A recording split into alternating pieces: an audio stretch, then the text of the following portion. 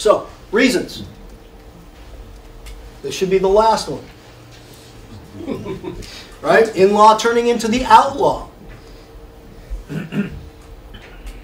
Anybody investing in real estate to help them out with retirement?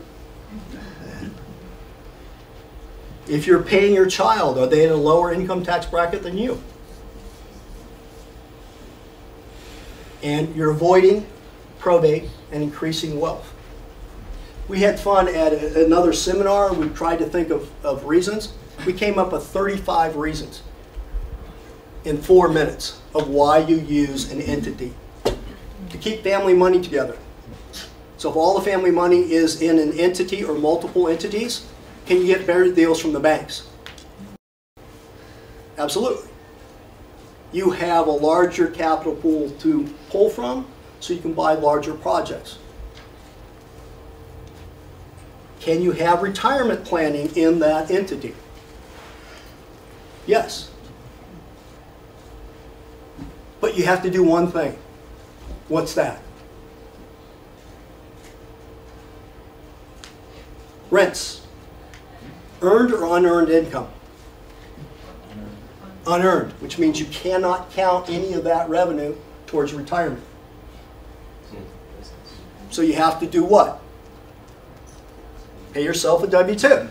If you pay yourself a W-2, you can do a 401k. You can do a profit sharing plan, and you can do a DB plan.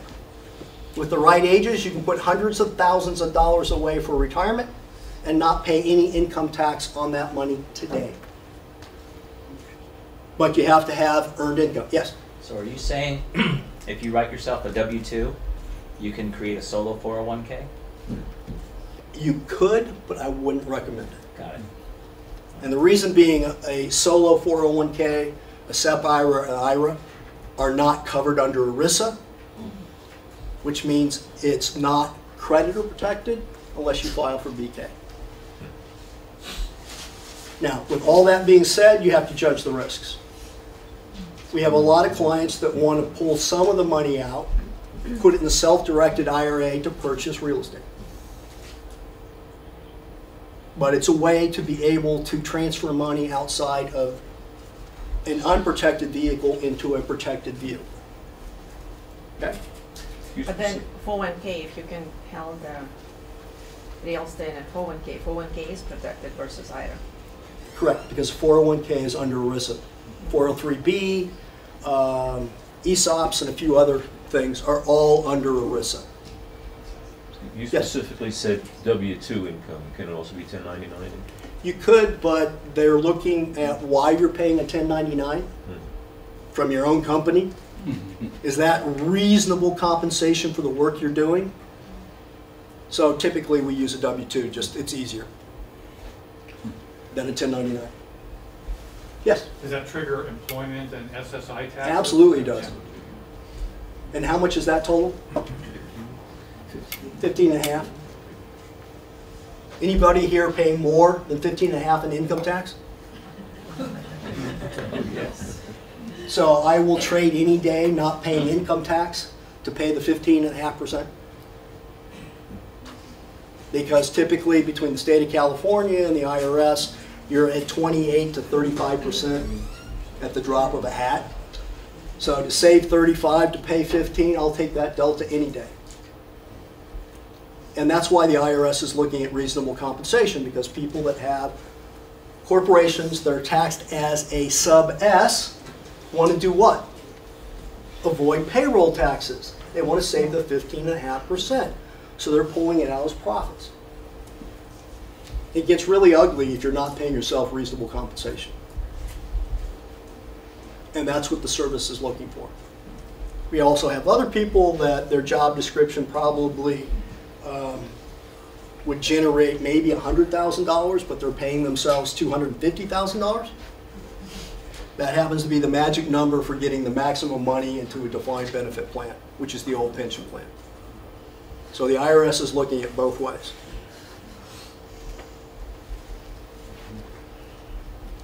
So everybody understands this slide. One of a multitude of things is asset protection. So gifting, income tax purposes, inheritance tax purposes, generation skipping, transfer tax purposes. If you're in the state of California, possibly Prop 13, Prop 58. Those are all legitimate reasons for putting assets, especially real estate, inside an entity. Right? Oh, I have a gifting plan that I want to transfer, let's say I'm 50, and I have life expectancy of 30 years. Somebody do the math for me. $14,000 times 30 is what? 520. 520. So I can transfer over my lifetime $520,000. Is there a gift tax? No. Is there inheritance tax? No. If I can do it with memberships in an entity where I control the cash flow, has it impacted my lifestyle? And I've taken, because the IRS is at 40% right now, for inheritance tax, I've saved possibly 40% of what I transfer. That's per child. I have 3. That's $1.5 million. Oh, I forgot my wife. That's another $1.5 million. So that's $3 million you can transfer. The issue is most people don't have cash to be able to transfer cash. So what can you transfer that doesn't impact your lifestyle? And entities are an absolutely great purpose. Why multiple entities? If you own 15 rental properties and they're each worth $200,000, I should pick easy math for me. Is that $3 million? Yes. $3 million, thank you. And the furnace blows up in one of the 15, how much is that risk? All $3 million. I can personally tell you I'm not comfortable having all of them in one entity. I really don't want to lose $3 million. I'd be much more comfortable at $500,000 to $1 million. So if I had it in 3 separate entities, the furnace blows up in the property in that entity, what am I subject to losing? The $1 million. The other 2 are protected. Quick question for you. If a child comes and you have the $100,000, Mom, Dad, I need $100,000 for down payment on a house. Are you going to say yes if you have the money? Are you going to say yes? I only ask trick questions. So what's the answer? No. What are you going to do instead? Give me more share. You're going to loan the money, get a promissory note and a deed of trust. If there's a divorce, who gets paid back first? You do, because you have a note and a deed of trust, plus the interest. Then the next day, can you turn around and loan the same money to your child to buy another house? 2 ways to get the same thing, one protected and one not. So that's kind of what asset preservation is. How can we do it? Have a legitimate reason. I want my child to be able to afford a house in the Bay Area. And how can I do it to protect them? As an aside, my children will never inherit anything from myself nor my wife. Let me say it again.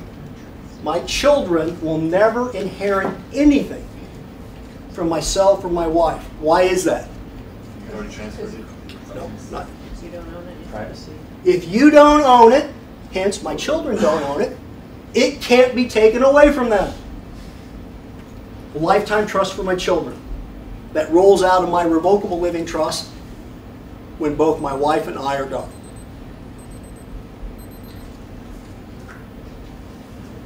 Simple.